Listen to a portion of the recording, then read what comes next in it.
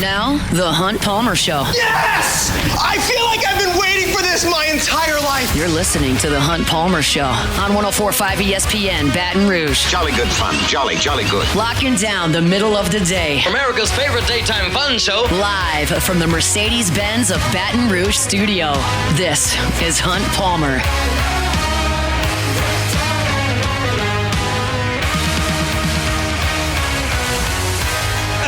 Number 2, Hunt Palmer Show, 104.5 ESPN Baton Rouge. Appreciate you hanging out with us here on a Tuesday. Brought to you by Plucker's Wing Bar.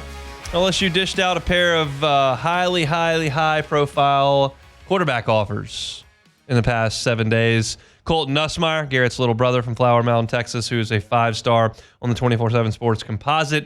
And Elijah Havens, who by all accounts is the number 1 player in the country out of Dunham right here in Baton Rouge. We'll talk to Sonny, Shipp about all that coming up in 15 minutes.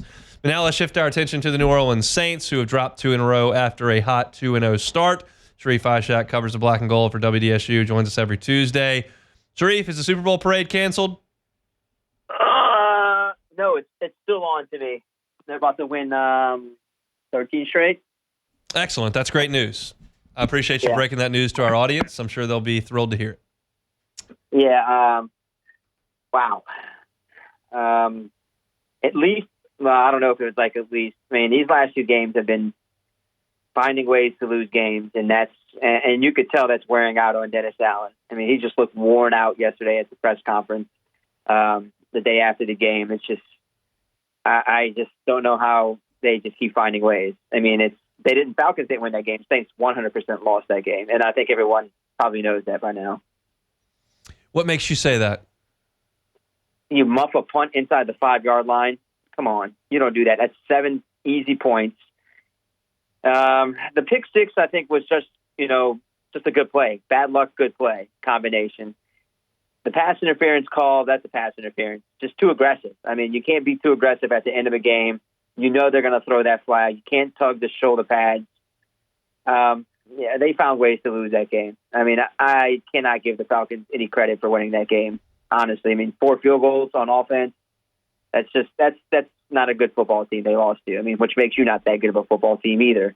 So, yeah, I just found that to be that's probably one of the worst losses that Dennis Allen's had since he's been the head coach. What did you make of the offense considering what they did not have available? I thought the offensive line played really well. To be honest with you, they were the most surprising part of the entire game. The way the offensive line was able to, open up the holes for Taysom when he played. And Alvin Kamara, good guy. The guy's playing with broken ribs, and to pull off 120 total yards and not complain about it and go out there and play. I mean, that's 1A, 1B. I mean, I'd probably say Alvin Kamara was the most surprising in how effective he was, and Olave with the hamstring, how great of routes he was running out there. But those 3, they were outstanding. They played some really good football. I mean, I thought the offense played pretty decent for the most part. Now, the thing, Hunt, this is where I agree with Dennis Allen yesterday. He said our offense shouldn't have to really rely on Taysom Hill. He feels like a lot of people are making Taysom Hill out to be the superstar. He's good, right? He's really good, and I agree with this. But your offense should not take massive step backwards without him. This offense, Clint Kubiak has to find a way to adapt and adjust. This is me saying this for the 2nd straight week without Taysom Hill. Like, if they get punched in the face, you better learn how to punch back. And you have enough weapons to do that without Taysom Hill. Don't rely on a 35-year-old gadget player to be your entire offense. And when he goes out, it goes flat for a few quarters. Is that how you see it? You see it as him as the most important player of the offense? He's a massive part of the offense. I just don't think he's the most important part of the offense. I think the most important part of the offense is your running game. And if your running game is working, your passing game is working. I thought the running game was working. It's just like, I don't understand how they can't adjust without Taysom Hill. Like, you shouldn't fall into the ground once Taysom Hill leaves the game. Yes, I understand what he can do. He can block and play fullback, but you still have an offensive line that was getting nice push. You still had Alvin Kamara run the ball decently. Some of the play calls after Taysom left had me scratching my head. I don't understand the toss to the short field in the NFL. It doesn't really work in the NFL that much. Give the guys some space to run between the tackles. I thought they were running between the tackles fairly well in that game, but they decided Let me toss the ball to the outside of the short field. Let me go for it on 3rd and goal with a run. Where's the creativity? I thought this offense would be a little bit more creative in a game against the Falcons like that. They should have won. I mean, they should have won that game. But he's important, but I don't think he's the most important player on that team. I said he's massive for the offense, but not the most important. I came to the staff's defense a little bit there, but I did not mention the 3rd and goal call that you're talking about where they ran that toss and went absolutely nowhere and lost a couple of yards. That one was puzzling. I don't really have a good explanation for what they thought they saw there. They were obviously going to go for it, which they did anyway, so I know that they weren't necessarily hell-bent on scoring on 3rd down. They were just trying to get into a better position, and it didn't work out, but it just that play just got blown up from the start. It was not ideal. What do you make of Alvin Kamara, the way he's playing through pain, playing through injury, running hard without a contract in hand? I've just been incredibly impressed with Alvin Kamara. I remember after the first game of the year against the Panthers, and he said, "Look, I'm always going to be here for my team, my teammates, the city." He's like, "I owe it to them. I would never sit out. I'm going to play." And to see him go through pain and have a game like that just shows you, man, that he is backing up what he said. I mean, he's showing and not just saying. And I commend him. I commend him for that. I mean, they're going to need a lot more of that from Alvin Kamara this week because I doubt Taysom Hill plays. I mean, I do wonder how Olave feels because I saw him limp up off that hamstring at the end of the game whenever they scored that final touchdown. But, man, I'm starting to believe that AK might be the most important piece to this offense right now because he does a lot, man. The run game, the pass game really opens it up when AK is having a good game. Do you have any thoughts on these injuries? Demario Davis, Tyrann Mathieu, Cesar Ruiz, Kamara. I mean, do we expect some of those guys, any of those guys, to come back on Monday? Man, Willie Gay posted that photo. Yeah, that doesn't look good. Looked like that's a broken wrist. The way somebody explained to me, a doctor that I know says he thinks it might be a broken wrist. The way that sling and the arm is in the sling. Tyrann looked like a groin. That's what they said, a groin. I mean, groin injuries aren't easy to come back from. I would say Demario, the likely one. Maybe Cesar Ruiz. That was a knee injury. He had an ankle. Then it was a knee in that game against the Eagles. So I would say those are the top two candidates that can come back. I mean, the defense is going to have to try to win this game somehow. I don't know how they win this game in Kansas City because I truly am not picking them to win this game. Maybe they surprise everyone winning a game they're not supposed to win because that's what would make sense. But likely going to have to be the defense getting it started for the Saints and KC. But, yeah, I'd say those two guys would be the biggest names, Ruiz and Demario Davis. How do they keep it close? I mean, you may have just answered they got to play defense, but how few points can you expect the Saints to hold Kansas City down to? Not Kansas City's been a juggernaut offensively this year, but they win. You know what makes me scared is that they win all 4 of their games. I think by 8 or fewer points so far. It's been 1-score games for each one of their wins. I'm just afraid that they're going to have that explosion eventually. Now, they're hurt, man. I mean, he does have Xavier Worthy. He still has Travis Kelce. But it worries me that eventually they're going to break out and have one of those big games, and it could come at the Saints' cost. But to me, they have to control the ball. Keep the ball out of Patrick Mahomes' hands and do it as, this is possession game. You have to keep them limited with the offense as much as possible. You've got to keep it a 24-17 game. Anything in the 20s or low 20s, upper teens to have a chance to win that game. You want the ball out of his hands regardless of the weapons he has or doesn't have. And I think it's going to have to be another turnover or 2 games of the defense. How do you like the Saints' chances to win the NFC South today? No, I don't. I told you, I thought when you asked me a couple weeks ago who I thought was, the favorite, I still think it's the Bucs. And 2 weeks later, I still think it's the Tampa Bay Buccaneers. I mean, I get that the Saints are going through a tough part of their schedule, but you have to win some of these tough games. You have to win clutch games. They're 8-14 under Dennis Allen in 1-score games. And some of those are misleading because they were fighting to get back in and they ended up losing those games by 1 scores. But at some point in time, the team has to find a way to be clutch and win clutch games. And right now, I see them as the second or third best team in the NFC South. What does the loss mean on Monday? As expected. I don't think anyone expects them to win that game. I mean, many people expected them to win the Falcons game. So, no, I mean, a loss means nothing. It means nothing because I think everyone lost. A win would be like, oh, my God, maybe that they're better than we thought. So I just doesn't change my projection of this team if they lose, because I think everyone had that as a loss. Will you be in Kansas City? We have the game on WDSU, so yes, we'll be in Kansas City. What's on the to-do list in Kansas City? Barbecue? I'm not. You're trying to get me to get the bell rung on me again, aren't you? Sure, I'll eat barbecue. I mean, I've had it before in Kansas City. I mean, it's good barbecue. Hopefully dealing with pleasant weather and good pregame and postgame show. How about that? You gonna hang out with Taylor Swift?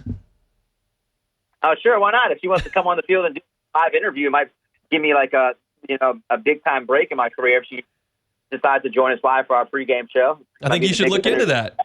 Be an intrepid reporter. Do some investigative journalism. Find out where she's going to be. Might take the TVU up to the suite and go hang out and see if I can get like a live TVU interview with her in the suite. Might make my career the greatest of all time. Here it is. See, that's why you come on this show, to get just breaking ideas like that. So best of luck. Safe travels. We'll talk next week. All right, hon. Sharief, Ishaq, WDSU, talking Saints with us each and every Tuesday, usually at 2:30, but instead we bumped him up because he's got some work to do this afternoon regarding the New Orleans Saints. Let's talk some LSU football recruiting. Pair of 5-star quarterbacks got offered. Sonny Shipp's going to tell us who they are, what they means, and whether or not LSU can get one or both of them. That's next. The Hunt Palmer Show. One Bath and Closets. OneBathAndClosets.com is the website. David Duvall and his team, 30 years redesigning and remodeling bathrooms and closets. Bathrooms can be a hazardous place, especially as folks age. That's the case. You've got a loved one in your life that's aging. I think maybe some precautions may need to be taken in the bathroom. One Bath and Closets needs to be your phone call. Non-slip floors, handrails around hazardous areas, tubs that are walk-in, and then put a stool or a bench in the shower. All those are things that One Bath and Closets does all the time. They also do tub to shower conversions. If you want to take out that tub, put in a new glass walk-in shower, changes the functionality of your bathroom, adds some value to your home as well. It's all there at One Bath and Closets. Go to the website, onebathandclosets.com. Get that free consultation. Let David Duvall and his team come in and help you step by step get into the bathroom of your dreams. You got great reviews on the website. You got fantastic pictures of their great work on the website. You can get that free consultation, I'll tell you, every single day. Go to the website, onebathandclosets.com, onebathandclosets.com. This is the Hunt Palmer Show, brought to you by Plucker's Wing Bar.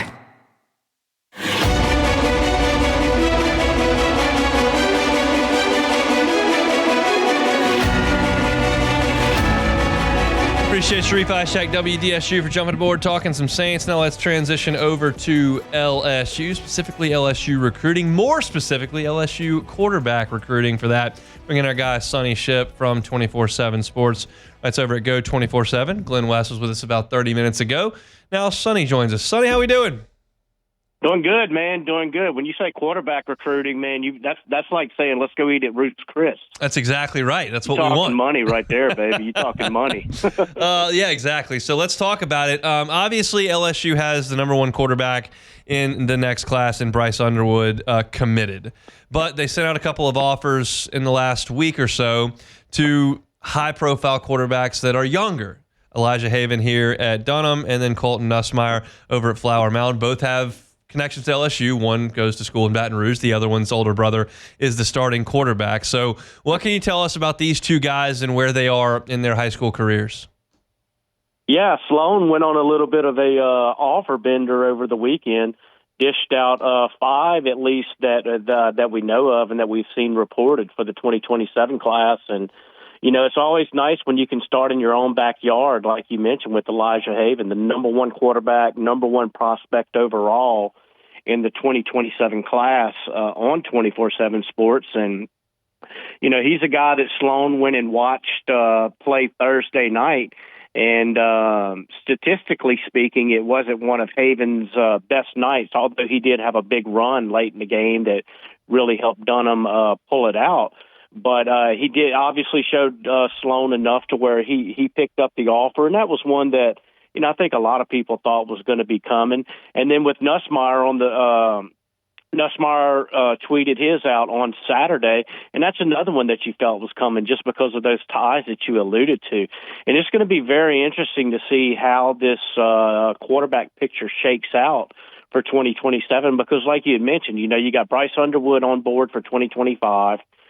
2026 really looks like, there's really not a quarterback that you can look at right now that LSU is offered or in Louisiana that they're still evaluating. And you can say, okay, I think this LSU has a really good shot of landing this guy right here. And I think a big part of that is because of that 2027 class and how many guys you have in there that have ties to the program that that LSU likes a lot, and that Sloan feels like he has a really good chance of signing. So these next two quarterback cycles are going to be very, very interesting to sort out from a recruiting point stand. Why is Elijah Haven the best player in the country? I think a big part of it is that when you go back and when you look at what he's done, at what he did at Dunham, obviously as a freshman, but then you go back and you look at what he did on the basketball court. He's a guy who, the rankings guys, they really like players who play more than one sport. They like these multiple sport guys who, excel not at just one, but another one. And just kind of whether it's track and field, whether it's basketball, what have you. And so I think that plays into it is that they can, they see that, that athleticism that he has, the size that he has is very, very intriguing, probably pushing 6'4", over the 200 pounds, 210, 215 range. And so when you look at the measurables and when you look at the athleticism and then you watch him throw the football and then you say, oh, wow, yeah, this kid is only 15 years old too. There's a lot to like in that body of work. And let's talk about Nussmeier. Obviously, he's another sophomore, but he's listed here on 24/7 as 6'3", 180 pounds, and is a 5-star on the composite, 4-star by 24/7 Sports, number 18 nationally. What do you think about his game? Yeah, old folks like me who remember watching his dad slinging the ball up at Idaho, remember Doug Nussmeier being a lefty and Garrett obviously, a righty. And so Colton kind of, is probably going to bring back a lot of memories of his dad just because of, they both throw from that southpaw side. But I think that he's going to, he's a guy who probably, whereas you look at Haven and you say, okay, he's number one.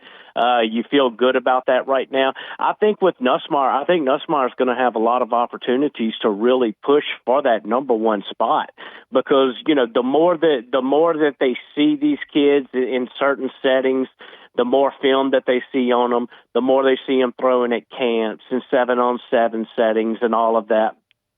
Just a bigger body of work that you get, I think you're going to see that there's not as much of a difference between Elijah Haven and Colton Nussmeier, maybe as it may seem. And granted, you got one who's 1 and 1 is number 3, so there's not a big difference with that to begin with. But I want to say Nussmeier's like 18 in the country right now overall. Yep. So if they were awarding the 5 stars to the top 32 players in that class, like they do every class, Nussmeier would be a 5-star too. So, I'm anxious to see Nussmeier throw a little bit more, see how see how his body progresses, see how the arm strength comes along. Is he one of these guys who can who can just whip the ball out there, or does he have one of these? I hate to pick on southpaws, but does he have one of these typical lefty loop-de-loop throws like we've seen? Kind of like a Max Johnson, just. I don't know what it is, but it seems like the lefties, they always struggle to push that ball out there. All right, so LSU's plan here. You've got a couple of really talented quarterbacks with ties to your school, either geographically or actually blood ties here. I would imagine it's unlikely that they can get both of those guys into one class. So how do you work that recruiting angle? I don't see how you can. I don't see how you can get 2 guys of that magnitude into this class. It's always hard. Even before NIL, it was hard to get 2 quarterbacks in the same class. And now with NIL, I mean, look, anytime you put 5 stars next to a kid's name, I mean, in the age that we're in now, you just know that okay, that's going to cost some money. That's going to cost some funds right there. And when you consider that you've got two guys who both feel like, okay, they're a QB1 in whatever offense that they're going to go into. I just don't see any way that you could get two of the five guys that Joe Sloan has already offered in that class. As far as how do you navigate that, it's going to be very interesting to see, because you've got, you've obviously got Elijah Haven in your backyard. You've got Colton Nussmeier, who is in Texas, but as many ties as the family has, as well as Joe Sloan knows, the family and everything. It's almost like you got two kids who in the same class, at the same position, in the same family, who have everything that you're kind of looking for. So how do you make that pecking order? I'm sure Joe Sloan's never going to tell you. I don't even know if he would put it up on the recruiting board to let that leak out. But, he's got a 1-2 when you're trying to rank these guys. I honestly think that the best approach, that when you're looking at a situation like this, because if you look at the top 10 quarterbacks in the 2027 class, only one of them is committed right now, and he's committed to Ohio State. He's a California kid who's committed to Ohio State, and so I don't think that you're up against the clock or anything. So I think you still have some time to let all of this work out. But I think anyone who told you, okay, man, for 2027, I think it's going to be this guy right here. Whew, I would put my money. I would feel comfortable saying I think it's going to be either Haven or Nussmeier. But man, outside of that, I wouldn't even begin to know where to go. It's going to be very, very interesting to see how all those dynamics play, whether or not Garrett's here next year or not, where Joe Sloan is. If he moves on, assistants generally don't stay one place too long, and Joe Sloan's now been here for 4 years. So it's just, there's a lot of dynamics at play there. Especially talking that far out. I know. Talking about 2027 here. We're sitting in 2024. So we'll see. I know y'all will be all over it at 24/7. We appreciate a little bit of time today, Sonny. Absolutely, man. You have a great day, brother. He is Sonny Shipp. Go 24/7. Does a great job on the recruiting beat. And it's a very, very interesting situation that LSU finds itself in. It's a good problem, and I use a problem in air quotes to have if you've got two guys that you'd really like to take, but really can only realistically get one of them. But again, I have no idea if Elijah Haven wants to stay in Baton Rouge to play college football or not. I have no idea if Colton Nussmeier wants to jump into his brother's footsteps or not. I have no idea. I just know that they're very, very talented. I mean, Cassie had a picture up of Colton Nussmeier and Garrett a second ago, and Colton Nussmeier is already taller than Garrett. Garrett's been in college for 3.5 years, and Colton's a sophomore in high school. So that kind of gives you an indication of what that size looks like and what he could potentially be over the next couple of years. So I'll react to all this. Appreciate Sonny for giving us some information. I'll react to all this after we take a timeout. We'll come back with more on The Hunt Palmer Show. The Hunt Palmer Show. Make LeBear's Baton Rouge your game day headquarters this season. They got the biggest screens around, and now you can bet and dine at ESPN Bet in person. They got fantastic food. The flatbreads are excellent there at ESPN Bet inside LeBear's, and the game watching situation is primo. So you want to watch some football this weekend when the Saints and LSU don't play on Saturday and Sunday, you can do that there. If you want to go watch some postseason baseball tonight, you can do that as well. And I always invite you to sign up for the Cover 5 SEC contest. You got to go to the Cover 5 app, click on Join a League, and enter the promo code LABRSEC24. That's LABRSEC24. You can pick the 5 SEC games to compete against me. We're not going to talk about last week anymore. Last week is last week. We're on to the next week. It can't get any worse for me, so we'll talk about this coming week. If you're not a member, get the Penn Play app today. LeBear's Baton Rouge, your live sports headquarters. Must be 21 years or older. Gambling problem? Call 1-800-589-9966 for help. You're listening to The Hunt Palmer Show, brought to you by Plucker's Wing Bar.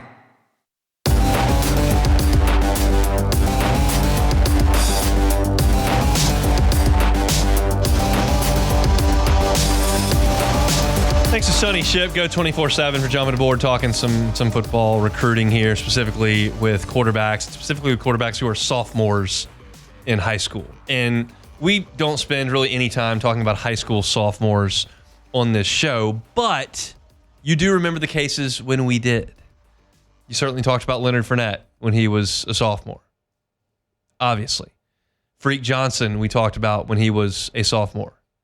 because he was setting sack records. I think Derek Stingley to some extent. Derek Stingley got some attention at that point in his high school career. And you look at these two guys in the position that they play and what you've already known about them, and it means it's just going to be a recruitment that you follow for a very, very long time. Elijah Haven's going to be a household name in Baton Rouge area and then in Louisiana households pretty quickly. Colton Nussmeier will be as soon as anybody just sees this, because you go to the last name Nussmeier and you understand. And it's an interesting spot because, as I mentioned at the end of that interview with Sonny, there are so many dynamics that are likely to change by the time one of those two guys takes a collegiate snap, which very well may not be until 2029. Like, they finish high school in 2027, probably 2028. Your second year, you start somewhere, but maybe not. Like, at that point, you're 5 years down the line. I can almost guarantee you that Joe Sloan's not going to be the offensive coordinator here in 5 years. He will either knock it out of the park, kind of like he's doing right now, and he'll get a head job, or things won't go well and he won't be here. But coordinators don't stick around many places for 6 years. So that's like one thing here, because Sloan is doing the recruiting of these two guys. Now, I don't know any of this. This is purely speculation, and that's the beauty of a radio program. We can talk in circles and kind of give our opinion, and it doesn't have to be completely sourced and factually accurate. You can just kind of give an opinion or a feeling on a situation, and that's the benefit of the medium. I know that Garrett Nussmeier went to LSU because his family has roots in Acadiana and Lake Charles, and he has always felt like a Louisianian as his dad has moved all over the place coaching football, and he wanted to come back home and play for the state of Louisiana. He has said that many times. He said that when he signed at LSU. He said that when there were other quarterbacks here and he had the opportunity to transfer out and then he didn't. And then when he got the starting quarterback job, and he's reiterated that a lot. And that's why he went to LSU. And certainly, I would imagine Colton right now as a sophomore in high school is pulling pretty hard for LSU. I would imagine as a freshman in high school, it was pretty cool for Colton to come to Tiger Stadium, which I'm sure he probably did a time or two, and watch the Heisman Trophy winner play at LSU. I would think that there is some sort of draw there to LSU for Colton Nussmeier, but I can't say how strong that pull is.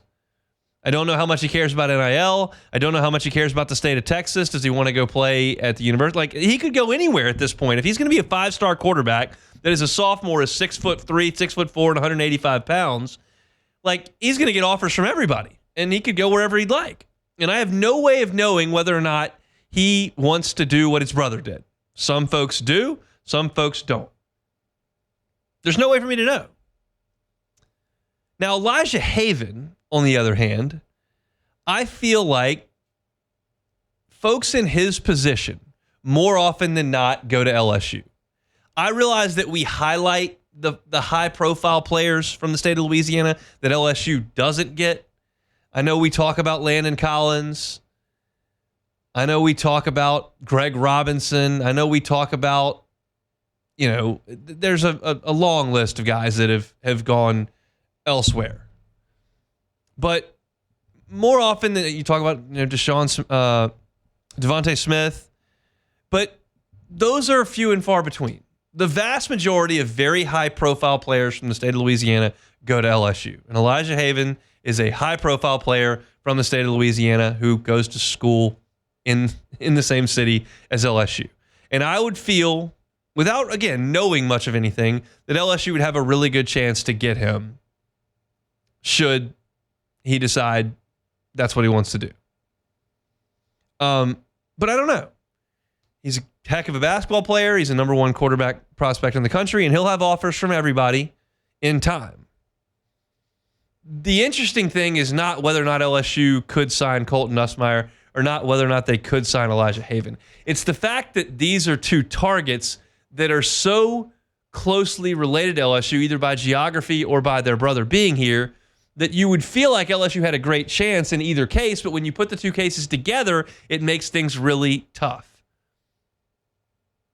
My guess is, if you're Brian Kelly, that you're looking at this going, okay, I've got two big old fish in a tiny little koi pond here right outside my coach's office.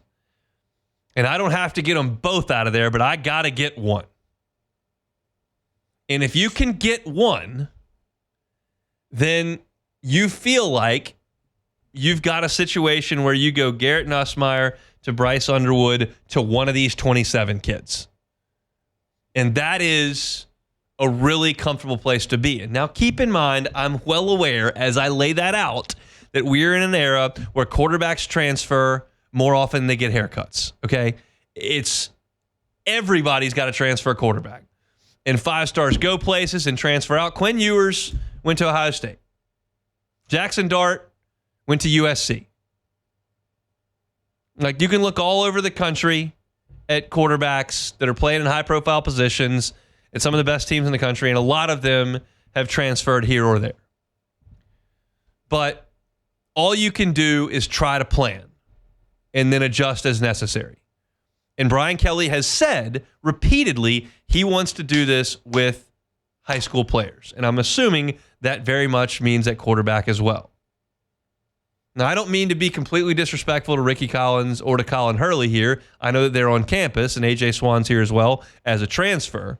But it feels like Garrett Nussmeier is holding the place for Bryce Underwood. I think everyone in purple and gold would prefer that transition happens after Bryce Underwood's first year at LSU and that Garrett Nussmeier does play next year at LSU, because quite frankly, I don't think Brian Kelly will sleep perfectly at night if he thinks that he's got to give the keys to Bryce Underwood and they've got to go play road games next year at Alabama and at Oklahoma and at Clemson and at Ole Miss.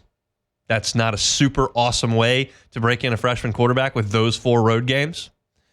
But if that happens and you get Underwood to the field in his second year, that's really comfortable. You feel like you've got him for at least 2 years, and then these guys could be next.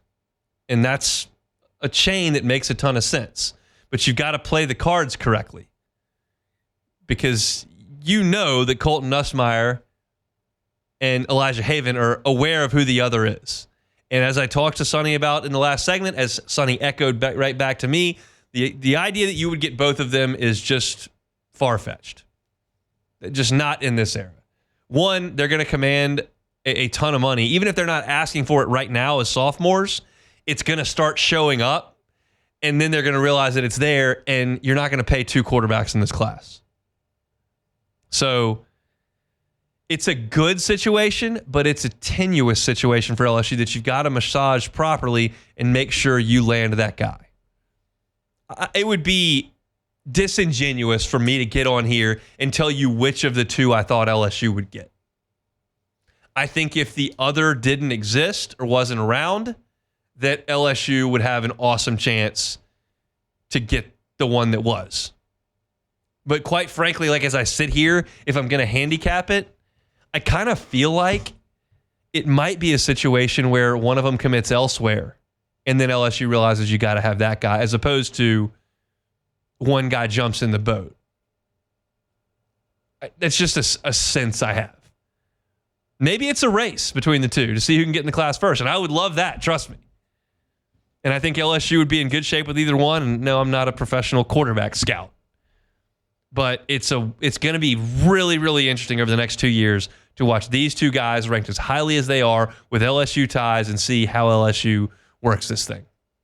And maybe it's Brian Kelly running point. Maybe it's Joe Sloan running point, and he's still here for a while. But it's going to be a fascinating, fascinating case. And I heard T-Bob say this morning, and I would echo it here. Like, if you're in the Baton Rouge area and you're looking for something to do on a Friday night in the next 2 years, go find a Dunham game. This kid, Haven, is really, really good. He's huge at 6'4". He's a great athlete. He's got a heck of an arm. He can run. And he's going to be one of the best players in the country. Right now, they rank him as the best player in the country. You know how those kind of go with early development of some sophomores. There's a 5-star in that class that hadn't hit a growth spurt yet. So Haven has, and that's why he's thought of as highly as he is. But he's a really, really good player. So go check him out on a given Friday if you possibly can. Colton Nussmeier from Flower Mound, Elijah Haven right here at Dunham. Going to be interesting to see how LSU massages that situation. Appreciate Sonny Shipp for jumping on and giving us his perspective on it a little bit earlier. Tigers out in front of the Astros, and that's not a super fun place to be if you're the Astros because Skubal is pitching. He won the Triple Crown on the mound for the American League, but the Astros do have 2 guys on, down 3 runs in the bottom of the 4th inning. So keep you posted on that for the next 18 minutes before we turn over the reins to Mr. Matt Moscona. We'll come back and play some Take It or Leave It next. The Hunt Palmer Show. Highland Insurance Group, HighlandIG.com is the website. Jonathan Carver and his team are fantastic. They believe fundamentally that your insurance broker should be a trusted piece to your business. The way your attorney is a trusted piece to your business, the way your CPA is a trusted piece of your business, that's what your insurance broker should be. And you should turn over the responsibility of making sure that your insurance is right to them. Certainly, they're going to walk you through it. They'll explain the coverages, the lines that you need, deductibles, co-insurance, and all the things that business owners may not be keenly aware of because they're trying to run a business. Trust your insurance broker to handle that. If you're just looking for your insurance broker to make sure that you can save 4%, that's part of the gig, but it's the less important part. The important thing is making sure that something doesn't slip through the cracks and there's a crisis, whether it's a storm or a car accident or a cyber breach or a lawsuit, and you're not covered properly because you were trying to angle to save that money on the front end. They'll work for you to make sure that you've got the best coverage at the best price, but they're going to make sure that you're covered, and that is the most important thing. Can't think about that after the situation. You got to think about it on the front end, and the Highland Insurance Group will do that for you. You can check them out online at HighlandIG.com. They also handle group and employee benefits as well as property and casualty. They're right here in Baton Rouge. Check them out online, HighlandIG.com. The Highland Insurance Group, HighlandIG.com. This is the Hunt Palmer Show, brought to you by Plucker's Wing Bar.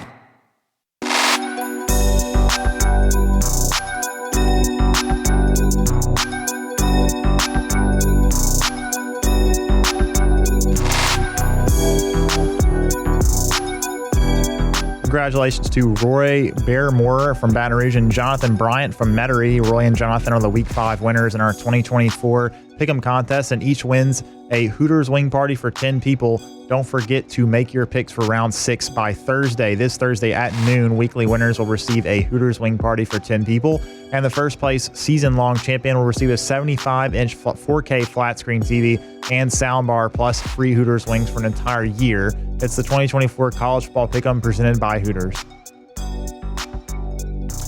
Shout out to the folks at Pluckers. We'll be there tonight, 8:30 sports trivia, watching some playoff baseball. The Cubs will not be involved in that. No, they will not. Maybe next year.